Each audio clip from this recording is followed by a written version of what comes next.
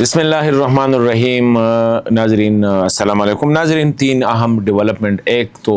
بہت اچھی خبر ہے اور وہ استنبول ترکیے سے ہے، اور وہ یہ ہے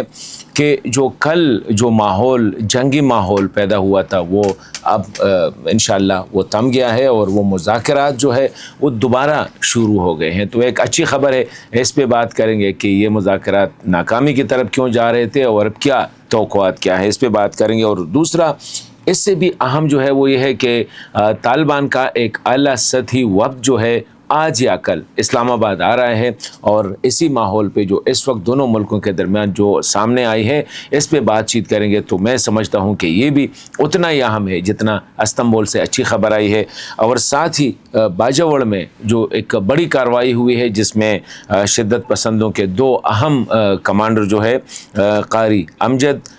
جس کا نام جو تھا مفتی مزاحم تھا، اور اس طرح قاری الیاس جو تھا وہ ڈماڈولا میں، جو آپ کو پتہ ہے کہ آلریڈی آپریشن چل رہا تھا، 29 جولائی سے آپریشن شروع ہونا تھا، پھر 12 اکتوبر سے جو ہے وہ جو آپریشن سپٹمبر سے جو چل رہا تھا، اور اس کے بعد یہ ڈیولپمنٹ ہوئی ہے، اور ایک بڑی ڈیولپمنٹ ہے کہ دونوں انتہائی اہم کمانڈر سمجھے جاتے ہیں تحریک طالبان پاکستان کے۔ تو اس پہ بات کریں گے۔ پہلی بات تو یہ ہے کہ باجوڑ میں جو 1 مہینے سے زیادہ ہوا جو آپریشن جاری ہے، اسی کافی اچھی خبریں جو ہے وہاں سے آ رہی ہے، اور کہتے ہیں کہ زیادہ تر علاقے جو ہے وہ کلیئر کر دیے گئے ہیں، کچھ واپس گئے ہیں اور کچھ مقابلہ کر رہے ہیں۔ اور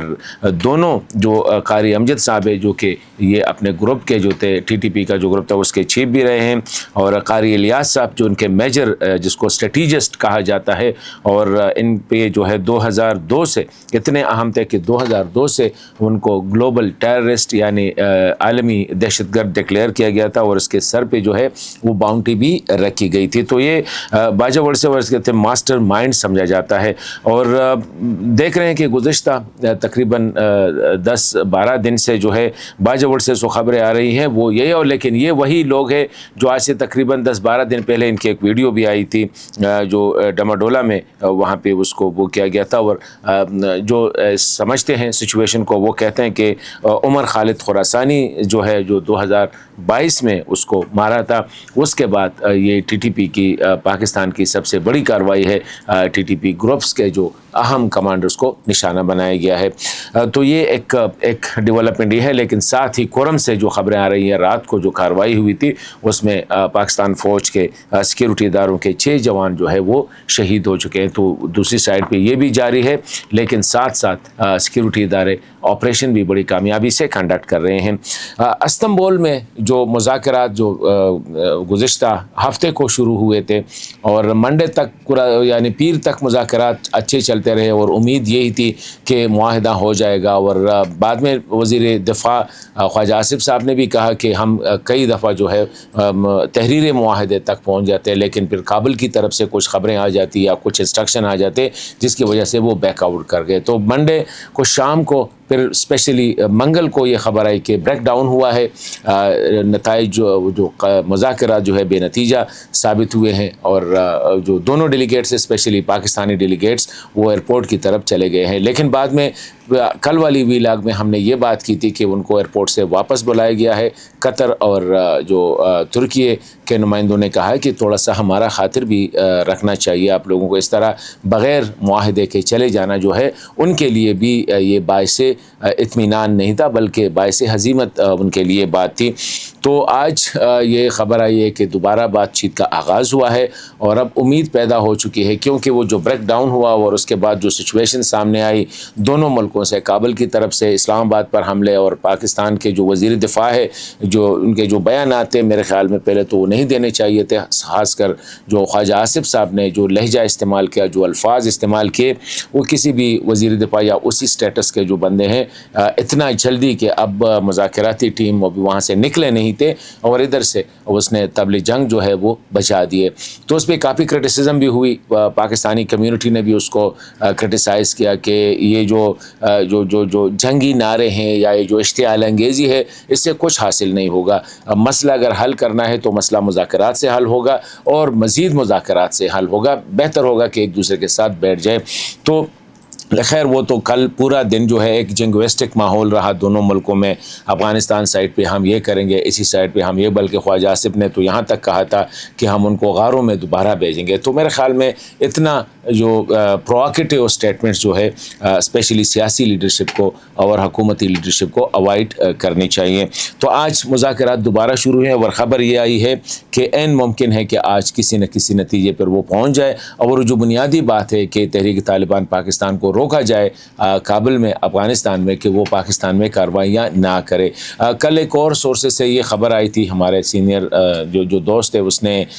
کیا تھا کہ افغان طالبان کے سینئر اس سے وہ کوٹ کر رہے تھے کہ ان کے مطابق افغان طالبان یہاں تک ایگری ہے کہ اگر پاکستان نے کہیں ان کو سپاٹ کیا تو ان کے خلاف ایکشن لیا جائے گا، لیکن یہ نہیں کر سکتے کہ ابھی سے ان کو فلش آؤٹ کرے یا ان کو، بلکہ وہ تیار ہے کہ وہ پاکستان بھیجے، لیکن وہ ان کے مطابق پاکستان چاہتا ہے کہ ان کو افغانستان میں رکھا جائے اور افغانستان سے وہ کارروائیاں نہ کرے. یہ کنفلکٹنگ آئیڈیاز ہے، لیکن اس وقت war of ideas, war of narrative, یعنی بیانیے کی جنگ بھی جاری ہے. ایک دوسرے کو میڈیا میں نیچا دکھانے کے لیے بھی کوشش. کل پورا دن پاکستان سائڈ سے بھی بمباری ہوتی رہی میڈیا پہ اور افغان سائڈ سے بھی بمباری ہوتی رہی، لیکن آج اچھا ہوا، گڈ سینس پریویل. اور یہ اسپیشلی ترکیے کا اور قطر کا ہمیں جو ہے میرے خیال میں ڈیفینیٹلی منت ہونا چاہیے. ان کی جو خدمات ہیں ان کو ہم نے سراہنا چاہیے کہ وہ لگے ہوئے ہیں. کوشش ان کی یہی ہے کہ کسی نہ کسی طریقے سے مذاکرات کو کامیاب بنایا جائے اور خطے میں امن کے لیے دونوں کے درمیان معاہدہ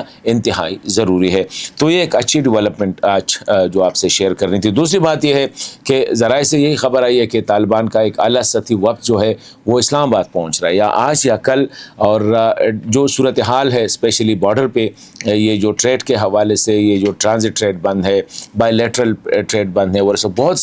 بہت سے تاجر جو ہے میرے ساتھ بھی کئی نے یہی رابطہ کیا ہے کہ یہ جو حالات ہے، لوگوں کے اربوں روپے جو ہے اس وقت پھنسے ہوئے، کیونکہ زیادہ تر جو فروٹ اور ویجیٹیبلز کے جو ٹریڈرز ہوتے ہیں وہ پہلے سے ایڈوانس پیمنٹ کرتے ہیں. تو پیمنٹ آلریڈی کچھ ذمہ داروں کو ہوئی ہوتی ہے، کچھ جو ہے نا بعد میں کرنی پڑتی ہے. تو ابھی اسپیشلی وہ لوگ جنہوں نے انگورز میں یا دیگر جو انار وغیرہ میں انویسٹ کیا ہے، پہلے سے وہاں پہ باغیں لگائی ہے اور ان میں انویسٹ کیا ہے، ان بیچارے جو ہے اس وقت بہت زیادہ